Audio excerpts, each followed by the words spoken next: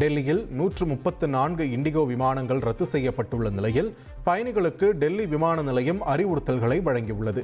Indigo விமான சேவையில் பாதிப்பு ஏற்பட்டுள்ள நிலையில் சிரமங்களை தவிர்க்க பயணிகள் விமான நிலையத்திற்கு செல்லும் முன் தங்கள் விமான நிறுவனத்துடன் விமானங்களின் நிலை குறித்து சரிபார்த்துக் கொள்ள வேண்டும் என்று தெரிவிக்கப்பட்டுள்ளது.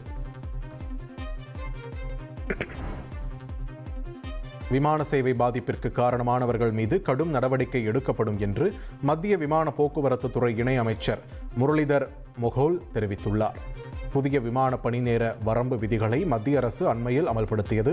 இதைத் தொடர்ந்து பணியாளர்கள் பற்றாக்குறை ஏற்பட்டு நாட்டின் பல இடங்களிலும் விமான சேவை பாதிக்கப்பட்டது.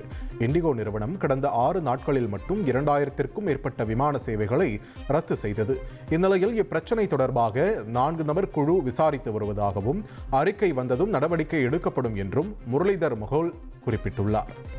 1,24,00,000 மனங்களை வென்ற தந்தி டிவி யூடியூப் சேனல். தவிர்க்க முடியாத தம்ப்நெயில்ஸ், கலக்கலான கான்டென்ட்ஸ். நீங்களும் இந்த குடும்பத்தில் இணைய இப்பவே சப்ஸ்கிரைப் பண்ணுங்க. அசுரபலம் கொண்ட எங்கள் டிஜிட்டல் கரங்களில் உங்கள் விளம்பரங்களை சேர்க்க வாட்ஸ்அப் பண்ணுங்க.